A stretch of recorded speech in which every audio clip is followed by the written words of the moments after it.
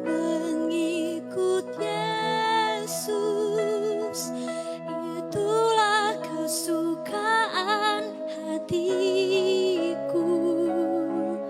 Ku lepas semua hakku untuk mengenal kehendaknya di hidupku. Mengiring Yesus, itulah kekuatan hidupku. Ku yakin anugerahnya mampu jadikanku hamba yang berkenan selalu.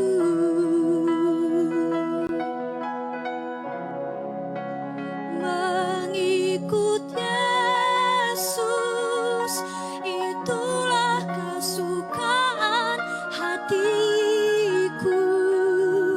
Ku lepas semua hakku untuk mengenal kehendaknya di hidupku.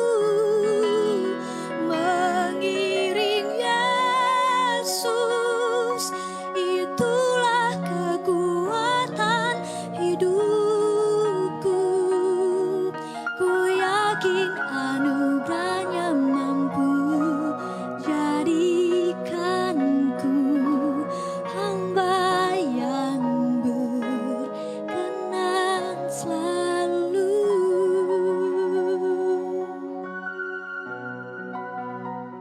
Shalom, selamat malam Bapak dan Ibu. Pada kesempatan ini saya bersama dengan seorang narasumber yang sangat amat penting dalam pekerjaan Tuhan, pekerjaan misi luar negeri. Dan tentu saya berterima kasih kehadiran Bapak dan Ibu di channel kami Majelis Daerah YPP Batu di Sumatera bagian Selatan dan Sekolah Tinggi Teologi Ebenezer, bersama dengan tentunya orang yang saya sangat hormati, senior saya, Bapak Pendeta Jacob Octavianus, dan kami ada di Kota Batu dan sudah bersama malam ini dengan Bapak Jacob. Selamat malam Pak Jacob.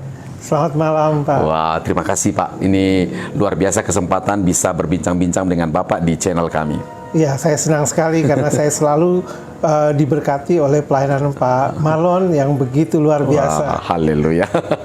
Baik, dalam program Miracle ini memang kami rindu Bapak memberikan wawasan pemikiran tentang misi luar negeri. Namun sebelumnya ini, seorang Jacob Octavianus lahir dari keluarga tokoh. Ini tokoh papan atas dalam pekerjaan Tuhan. Bapak Pendeta Petrus Octavianus. Berapa bersaudara, Pak? Kami 8 bersaudara, Bapak. Wow, 8 bersaudara. Iya. Kalau cerita tentang Pak Petrus Octavianus, tentu kita sudah banyak memiliki dokumen. Tapi yang kadang-kadang pengen tahu, kepo ini Pak, gimana sih Pak kehidupan anak-anak Pak Octav itu, 8 bersaudara itu, masa-masa kecil remaja Bapak itu gimana? Indah nggak Pak? Ya semua tentu ada suka duka, tapi lebih banyak sukanya. Kami 8 bersaudara, 5 laki-laki dan 3 perempuan, dan saya anak laki-laki ketiga atau putra keempat dari 8 bersaudara. Oke, 5 laki-laki ini kadang-kadang juga ada kemelut kecil-kecilan juga kalau di rumah ya. Itu wajar Pak. Siapa yang biasanya paling mengalah? Ya, kalau kesaksian saya pribadi ya saya. Tapi nggak boleh di sini tanyakan siapa yang paling menekan, nggak boleh ya. Oh nggak usah, jangan, itu off the record. Off the record.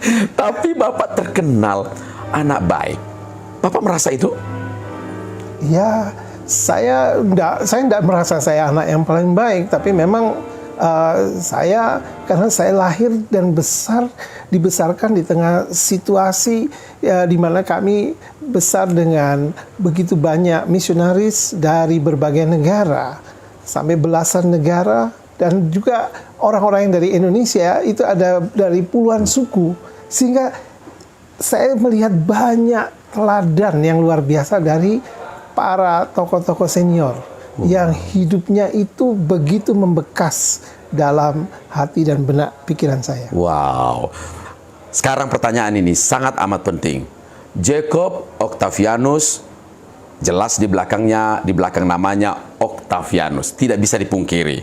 Bapak dibesarkan lahir dari keluarga Bapak Pendeta Petrus Octavianus dan tentunya Ibu.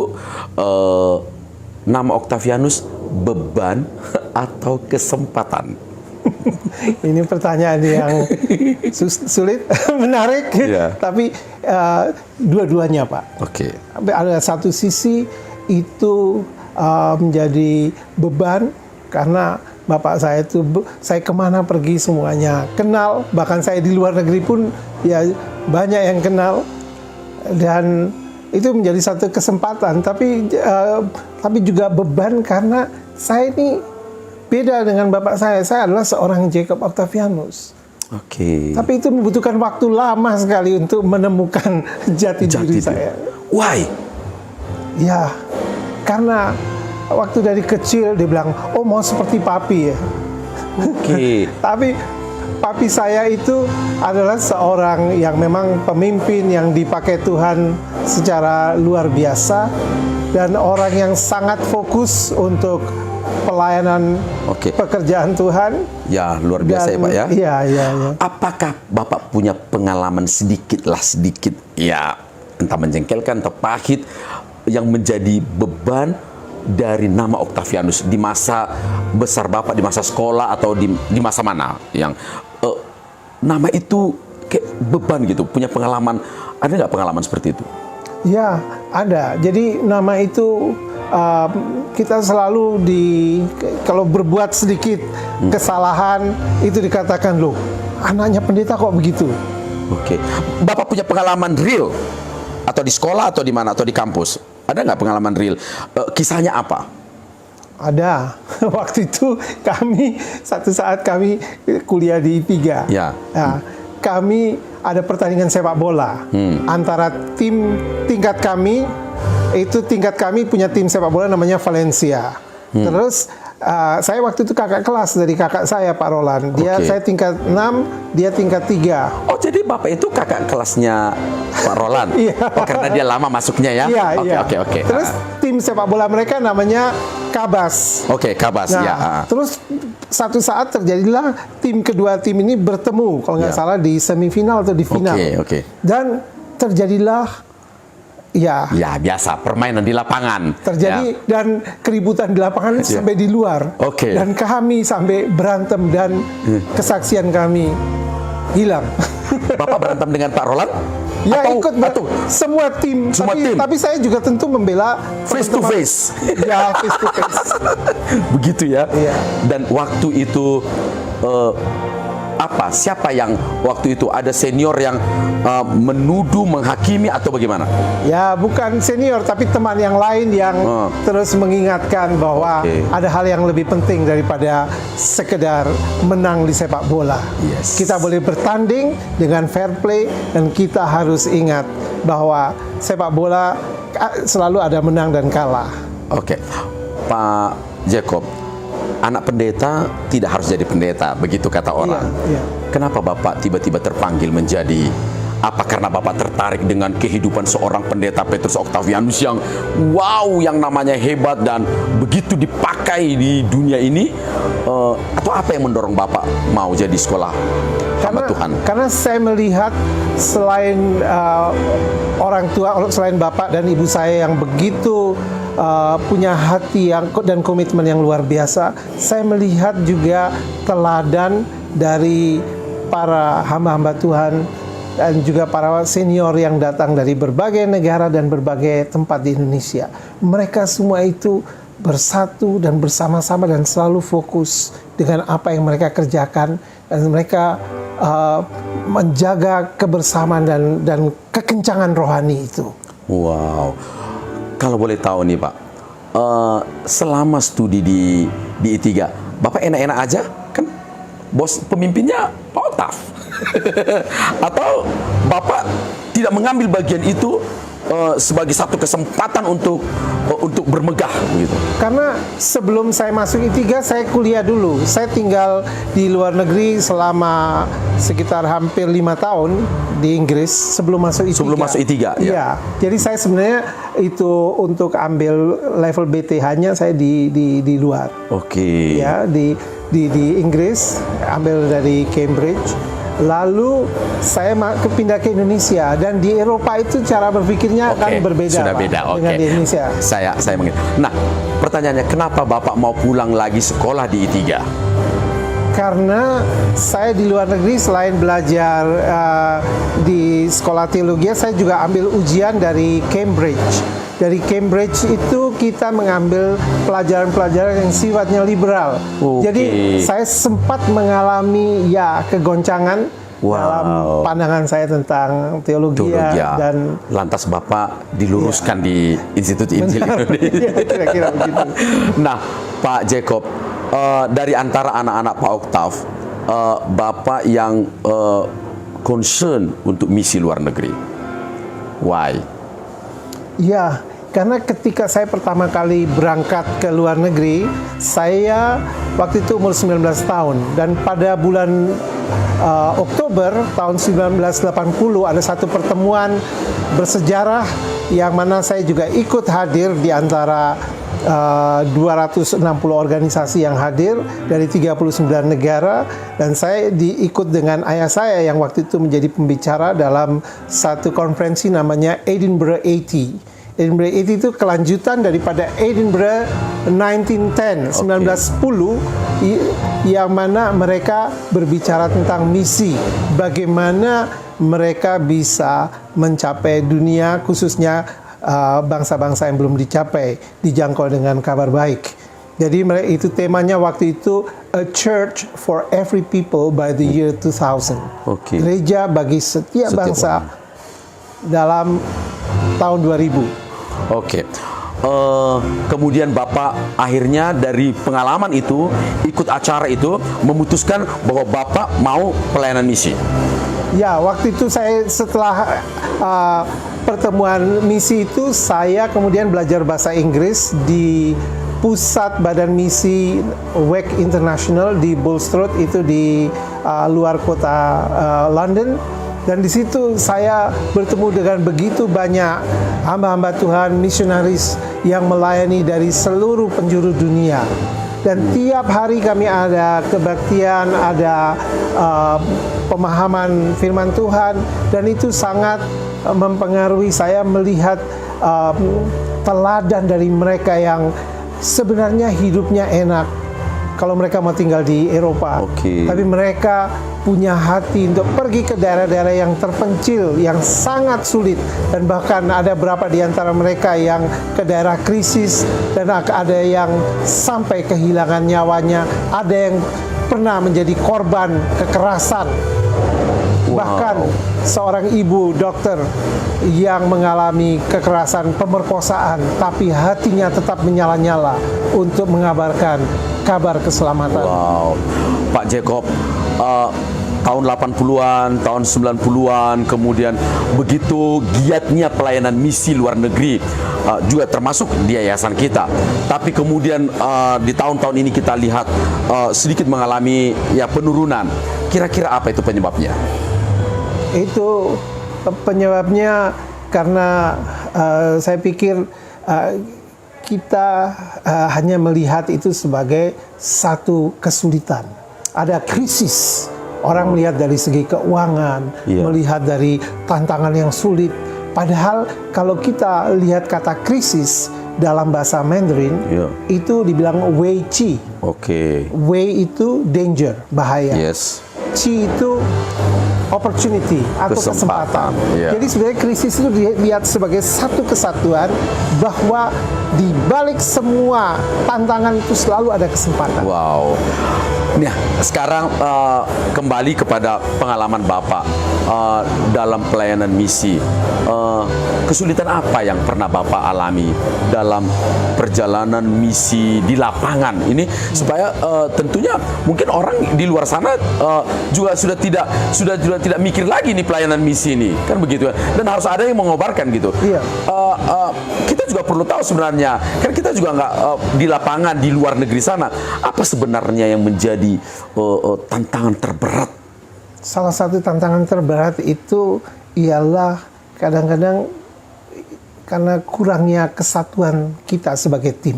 Karena kalau kita bekerja di tempat lain itu tidak gampang, ada selalu iblis mengganggu kita dari, ya kan semua orang punya ego. Betul. Jadi betapa pentingnya kita belajar bahwa betapa pentingnya kita ini melayani sebagai tim, bukan one man show, bukan kepentingan seseorang atau sekelompok atau bahkan organisasi. Kita ini diutus. Dan kalau kata Tuhan Yesus apa? Sebagaimana Bapa mengutus aku mengutus dia. Kenapa dia dimuliakan? Karena dia melakukan semua yang dilakukan oleh Allah Bapa. Ya. Dan betapa pentingnya kita itu melakukan misi Kristus, bukan misi kita pribadi. Supaya kita cerita orang, oh kita sudah buat ini. Tidak, kita ini Pak hanya keledai yang ditunggangi Kristus. Wow. Jadi kita hanya, we are just a donkey, keledai. Orang Jerman kalau bilang orang lain goblok, dia bilang gini, du bist dumm wie ein Esel. Kamu bodoh, goblok seperti seekor keledai. Tapi kata pepatah, keledai itu tidak jatuh di lubang yang sama 2 kali. Wow, oke. Jadi ada sisi pintarnya sebenarnya ya. Keledai itu. Jadi jangan kita lebih bodoh dari keledai. Tapi kita lihat di Alkitab dicatat bahwa Yesus menunggangi keledai. Dan semua orang katakan Hosana, Hosana. Bayangkan Bapak, kalau keledai itu datang sendiri dan dia apalagi menurunkan kotoran, nggak mungkin orang bilang Hosana, Hosana, ditimpukin batu, diusir. Yes. Jadi kita ini Pak hanya keledai yang sebenarnya tidak layak tapi dilayakkan. Wow, Pak Jacob, ini saya kasih tahu rahasia nih ya, tentang Bapak. Setiap saya bertemu dengan banyak orang atau orang-orang tertentu selalu berkata, Pak Jacob itu seorang yang humble, rendah hati. Benar nggak menurut dari sisi perspektif Bapak, melihat diri Bapak sendiri? Ya, saya pikir begini Pak. Saya melihat itu contoh-contoh dari begitu. Saya kebetulan dapat hak istimewa Pak. Saya sudah pergi ke berpuluh-puluh negara, mungkin hampir 50 negara di dunia ini.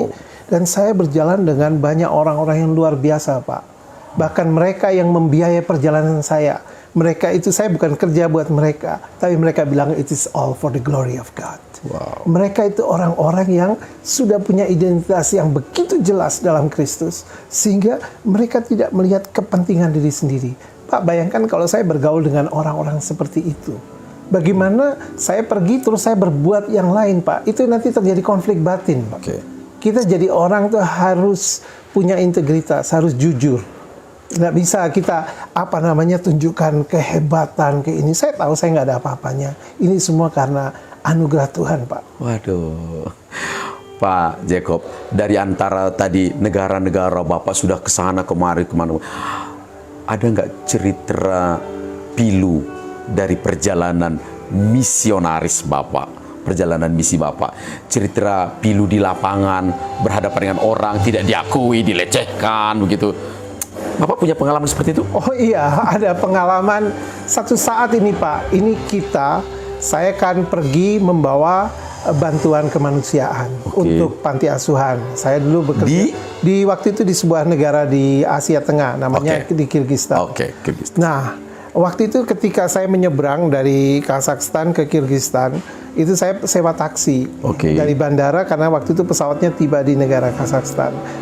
Begitu masuk Pak, saya itu diberhentikan oleh polisi, dan di sana itu Pak juga waktu itu polisinya galak-galak.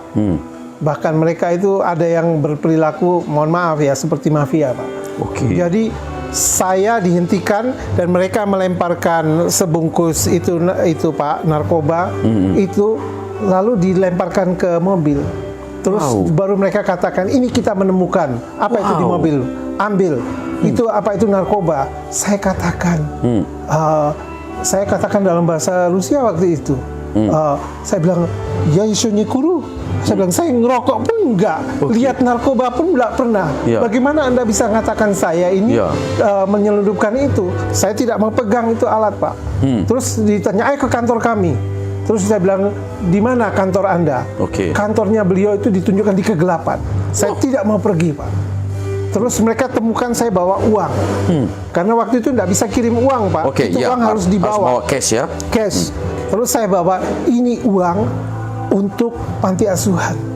Saya ini hanya datang sebagai seorang utusan. Saya ini hamba Tuhan. Dan ketika saya katakan itu, Pak, saya bilang, jangan ambil uang ini uang untuk orang-orang susah. Saya datang jauh-jauh untuk menolong orang-orang yang terlantar di negerimu. Dan rupanya itu, Pak, Tuhan menyentuh hati mereka. Mereka hanya ambil 50 euro waktu itu untuk mereka. Bayangkan, Pak, saya berbawa ribuan euro. Tidak ada yang hilang. Yang hilang itu uang saku saya, Pak. Tapi lebih baik uang saku saya hilang daripada bantuan buat anak-anak panti asuhan itu diambil. Dan dari semua negara yang 50 itu, Kirgistan apakah masuk di hati Bapak? Oh iya, Pak. Saya selalu bilang ke teman-teman dalam bahasa Rusia, ya taskuyu parojinu. Saya rindu akan kampung halaman. Bapak merasa Kirgistan sebagai kampung halaman kedua Bapak? Ya, karena Pak, ketika saya melayani ke sana, Pak, dulu saya pikir sebagai seorang hamba Tuhan atau misionaris, kita tuh datang ke sana untuk ngajar. Tapi saya sampai ke sana ternyata Tuhan mengajar saya untuk belajar. Karena saya bertemu dengan mereka, Pak. Di negeri itu waktu itu belum ada Alkitab, Pak. Bayangkan, tetangga saya itu tidak pernah kenal Tuhan. Ya, mereka itu di sana kan besar dengan komunis, Pak. Jadi mereka tidak tahu. Mereka tanya saya, tetangga saya, kalau berdoa itu bagaimana? Boleh haha, hihi, begini. Karena bilang, kami tidak tahu Tuhan. Jadi, tapi satu saat saya ketemu teman-teman Kirgis yang baru percaya, Pak. Ketika mereka baru dapat bagian beberapa lembar firman Tuhan itu dari perjanjian lama. Ketika mereka baru baca itu, Pak, mereka menangis. Baca bagian perjanjian lama, ada berapa ayat dari kitab perjanjian baru, Injil Yohanes. Mereka baca. Mereka menangis. Dan mereka bilang, selama 70 tahun kami di bawah pemerintahan komunis tidak dapat kesempatan untuk mendengarkan Injil. Sekarang kami boleh dapat makanan rohani. Dan mereka hidup, luar Pak, biasa itu. seperti dalam cerita dalam perjanjian baru. Jadi saya pikir saya datang untuk mengajar, tapi saya datang untuk belajar. Tuhan mengajar. Makanya kita sebagai anak-anak Tuhan, Pak, sebagai hamba Tuhan, kita sebagai orang Kristen harus punya namanya teachable spirit. Roh yang mau belajar. Jadi saya kalau lihat teman saya ke negara mana, saya selalu pikir dalam hati saya, apa yang saya bisa pelajari. Jadi saya jadi di situ, Pak. Jadi kita datang, kita bukan ancaman dong, kita mau belajar. Kemana saja kita mau belajar. Karena kalau kita dengan sikap itu, Pak, nggak ada yang merasa disaingi. Kalau seandainya dari orang di Kirgistan ada yang melihat Bapak, ada yang mau sesuatu Bapak sampaikan untuk orang di Kirgistan? Iya, saya masih ingat ketika saya sampai di sana itu, saya senang, saya belajar juga lagu-lagu mereka. Jadi saya hanya mau menyampaikan dengan menyanyikan sebuah lagu dalam bahasa mereka. Silakan, lagu Kirgistan. Lagu Kirgis. Tentang apa dulu supaya kita bisa menikmati? Tentang lagunya itu bicara more love, more power. Lebih banyak kasih dan akan ada lebih banyak kuasa. Kalau kita sudah merasakan kasih yang dalam Yesus Kristus itu, dan Kristus hidup dalam hati kita, karena tubuh kita ini adalah bait Allah, maka akan ada kuasa, dan kuasa itu yang akan mengalir secara alami, Pak. Bagian yang penting dari nyanyi itu, refnya, chorusnya kah, atau mana yang paling penting? Silakan, Pak. Jadi nyanyinya seperti begini, Pak, ya, saya nyanyikan ya.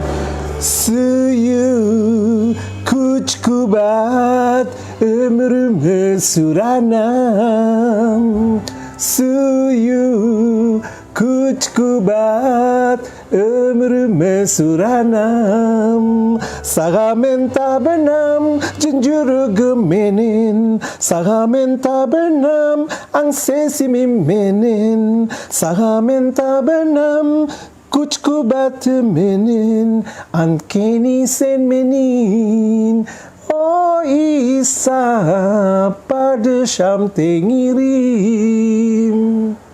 Wow, suara Bapak juga bagus.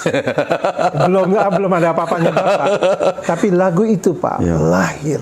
Betapa pentingnya kita kemanapun, kalau hati kita dipenuhi dengan kasih, kita melihat orang, manusia itu dari kacamata Tuhan. Oke, saya potong sebentar.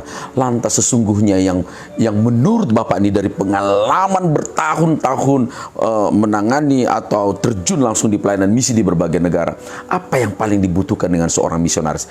Dukungankah, teamwork-kah, atau personal spiritual?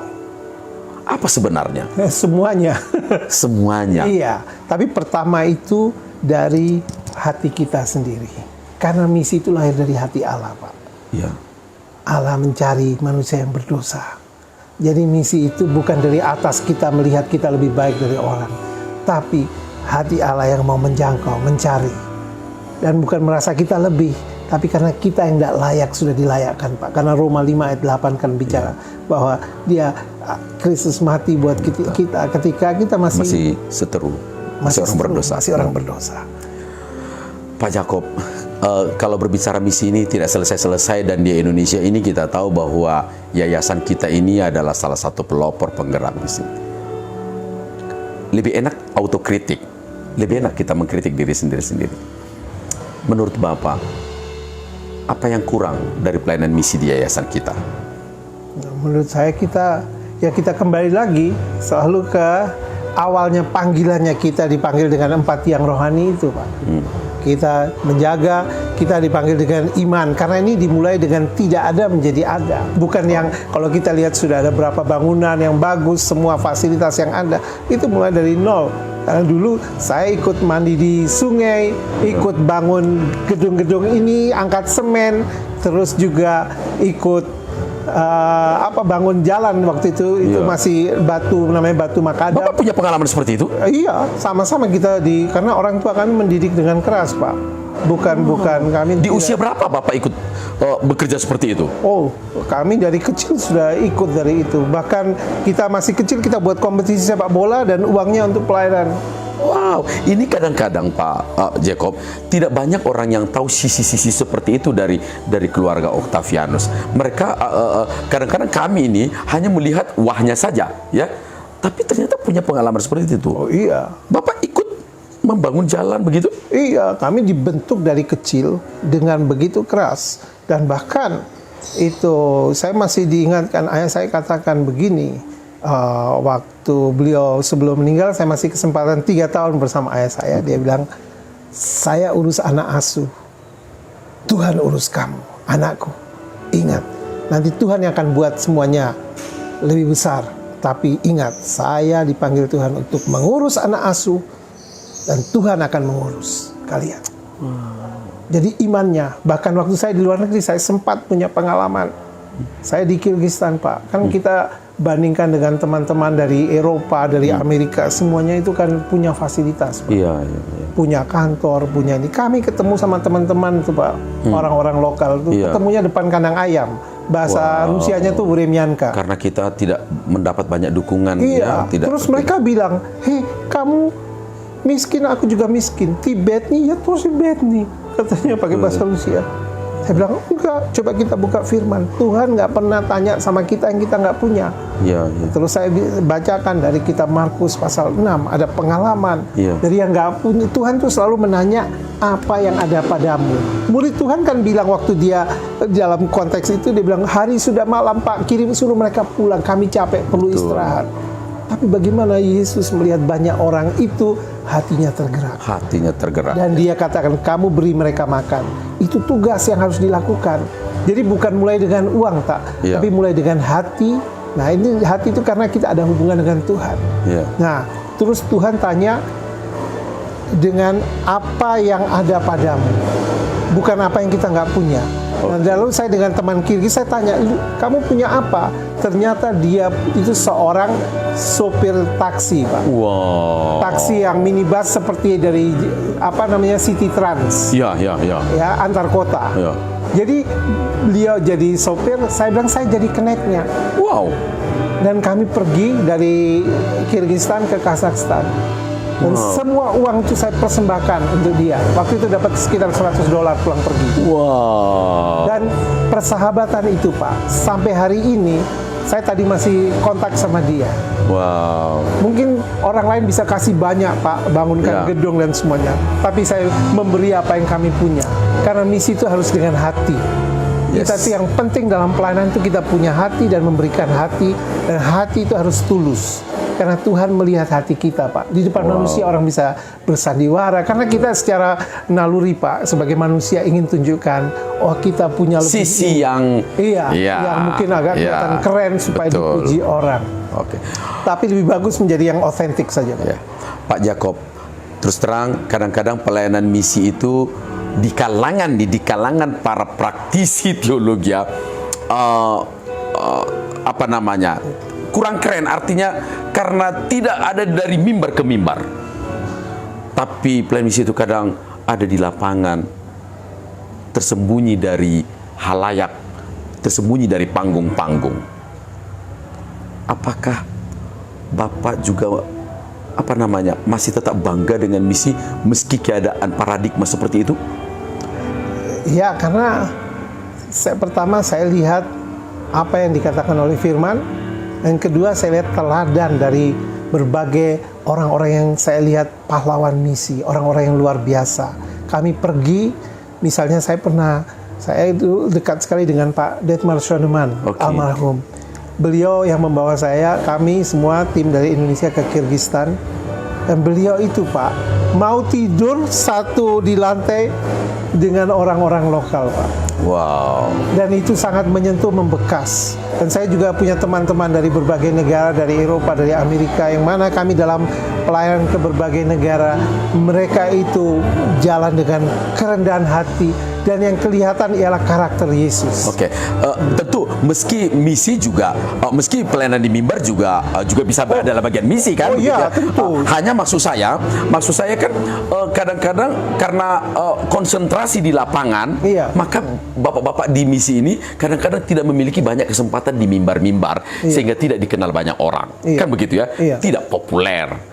Kalau sekarang tidak viral. Gimana Bapak merasakan itu? Pak, karena misi itu bukan masalah popularitas, bukan masalah. Misi itu antara hati kita sama Tuhan itu tune in atau tidak. Kalau hati kita tune in, Pak, kita melihat orang itu sebagai gambar yang diciptakan dalam gambar dan rupa Allah. Kalau kita melihat orang yang diciptakan dalam gambar rupa Allah itu, bagaimana Pak? Tuhan menciptakan manusia, ketika dia menciptakan semua yang dia ciptakan selama 5 hari pertama, dia bilang semuanya baik. Tapi ketika dia menciptakan manusia, dia katakan amat sangat baik.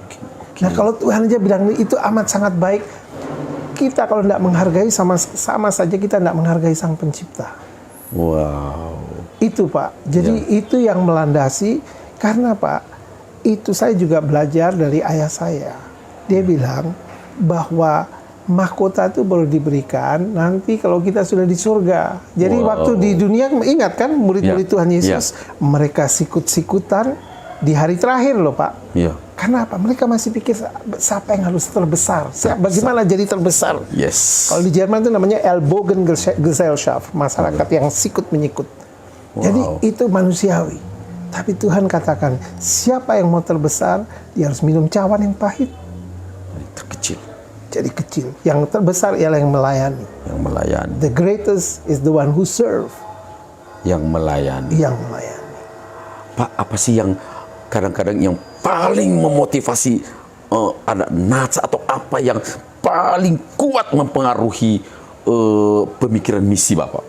Saya itu yang pertama, karena saya pertama menemukan identitas dalam Kristus. Itu saya bergumul karena bapak saya ini biasa khotbah di tempat-tempat besar, hari ini di gereja-gereja besar.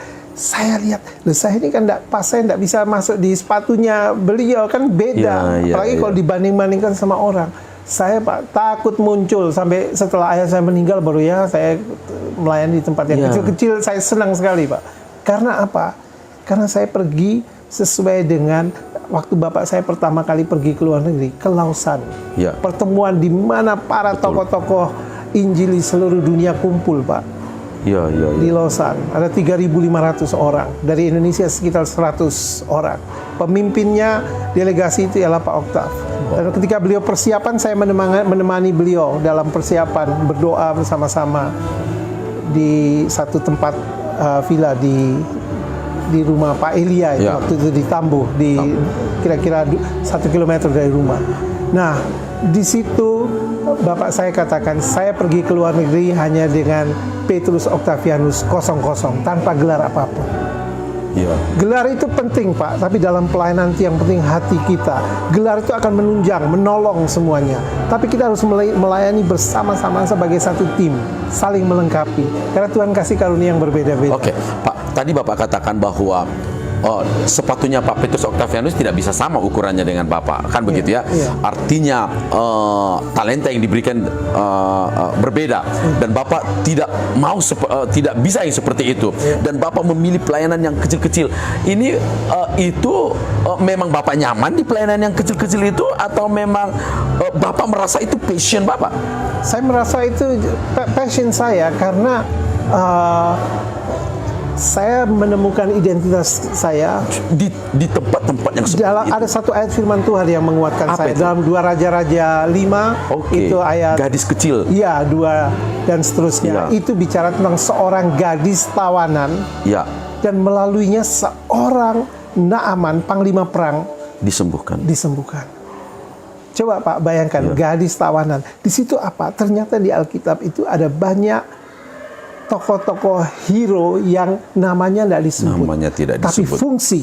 Nah, Yes. ini yang paling penting, kita tuh harus menjalankan fungsi. Oke.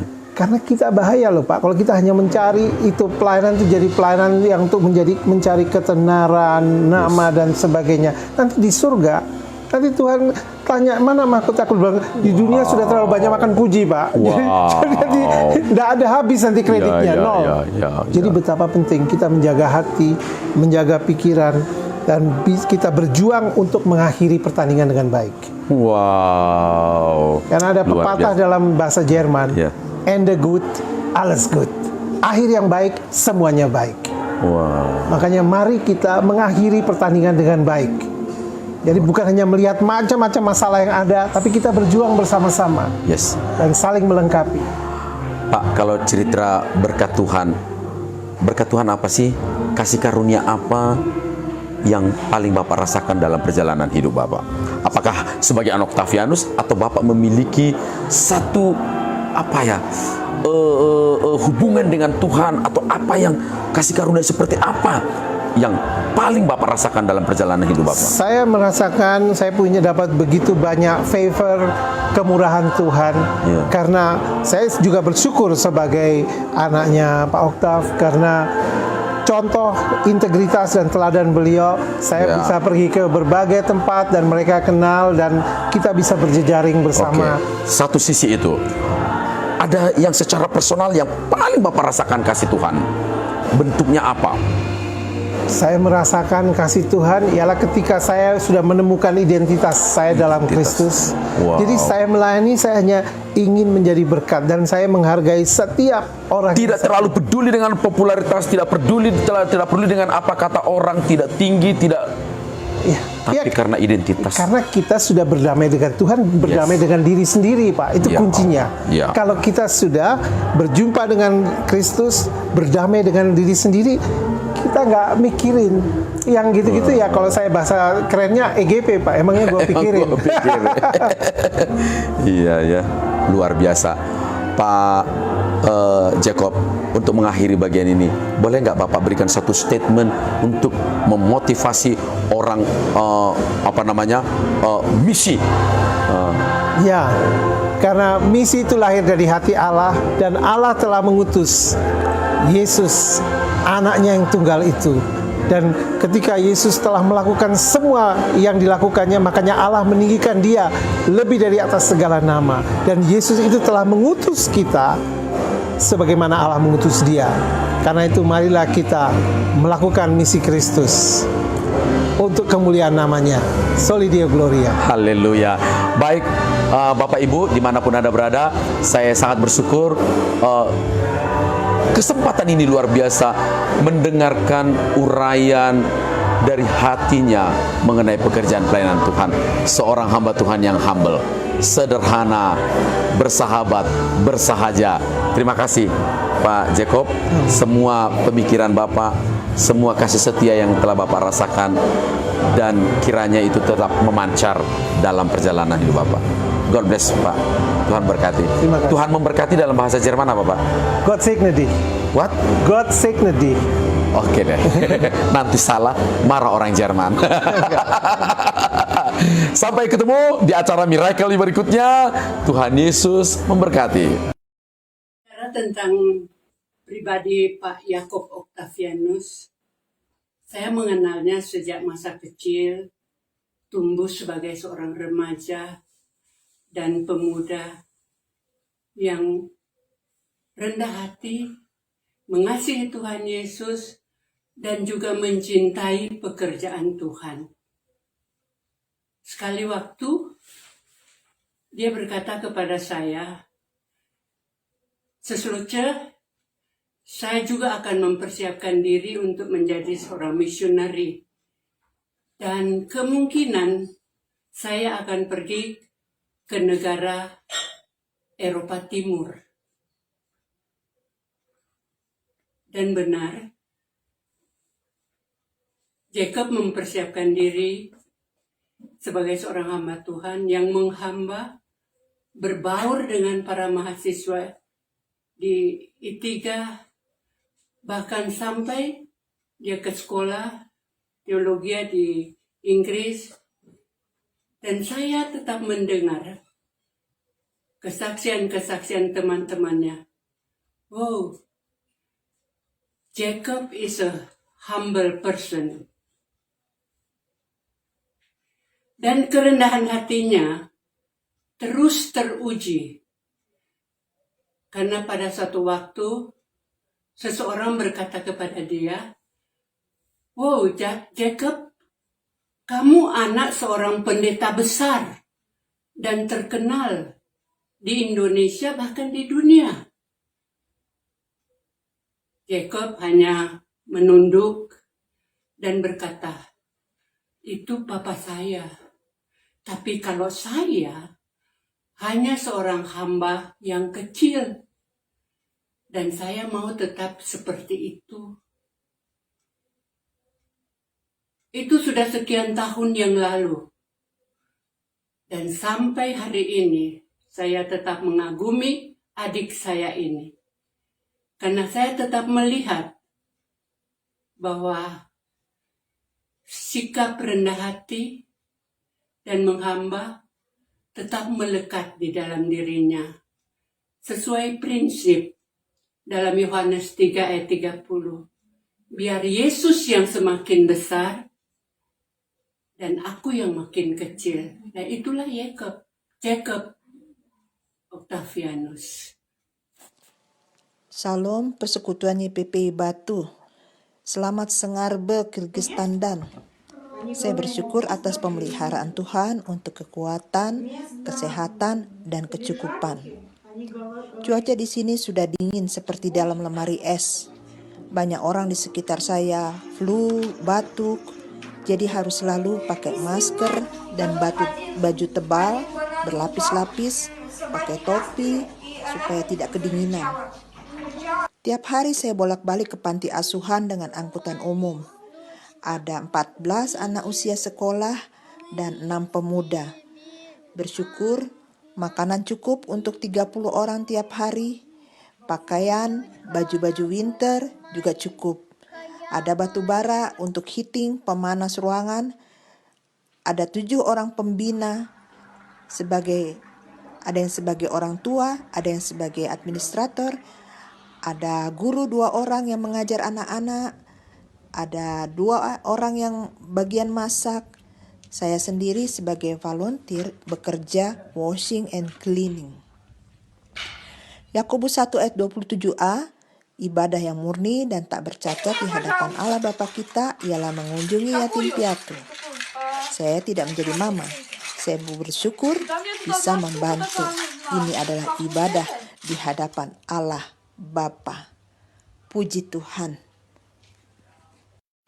Kyrgyzstan, Koshkelingisder, terletak di Asia Tengah, terdiri dari 7 provinsi dengan ibu kota Bishkek. Negara ini adalah salah satu dari bagian Soviet. Tahun 1991 menjadi negara merdeka. Jumlah penduduk 6,3 juta, terdiri dari berbagai suku bangsa, Kirgiz, Rusia, Uzbek, Uighur, Dungan, Tajik. Bahasa resmi adalah bahasa Kirgiz dan bahasa Rusia. Tempat turis yang terkenal di Danau Isikul yang indah, Gunung Sulaiman di kota Osh, dan Manas di Talas. Negeri ini bergunung-gunung. Suhu terendah minus 50 derajat Celcius dan tertinggi plus 44 derajat. Makanan pokok adalah roti bundar yang disebut nan, dan makanan spesial adalah besparmak, artinya 5 jari. Makanan ini dinikmati dengan tangan atau 5 jari. Daging kegemaran orang Kirgiz adalah daging domba, daging kuda, daging sapi. Negeri ini berlimpah-limpah, banyak susu, madu, air, ternak, dan hasil pertanian. Negeri yang bergunung-gunung dan berlembah-lembah, yang mendapat air sebanyak hujan yang turun dari langit. Banyak salju di musim dingin. Di sini ada masjid besar, gereja Ortodoks, dan gereja Yesus Kristus. Alat musik khas Kirgiz adalah komus. Saat ini cuaca di Kirgiz sangat panas hingga lebih dari 40 derajat Celcius. Banyak orang yang berlibur ke gunung, ke tempat air terjun, ke Danau Isikul, dan mereka beristirahat di rumah yurta, di padang rumput, karena di tempat itu sejuk. Pada gelombang ketiga pandemik, banyak orang yang terpapar COVID-19. Saya bulan lalu juga terpapar COVID. Dan bersyukur Tuhan Yesus sudah menyembuhkan dan memulihkan saya. Puji Tuhan. Dekat rumah saya ada satu gedung, yaitu rumah doa Logos, yang sedang dibangun untuk kegiatan aktivitas gereja. Di lantai 2, disinilah para muda-mudi mereka bersekutu, belajar firman Tuhan dan memuji Tuhan. Bersyukur Tuhan menolong anak-anak. Tuhan Yesus mengasihi anak-anak muda. Tuhan Yesus mengasihi bangsa Kirgiz. Terima kasih atas dukungan doa semua saudara. Tuhan Yesus memberkati. Kudai Akbar.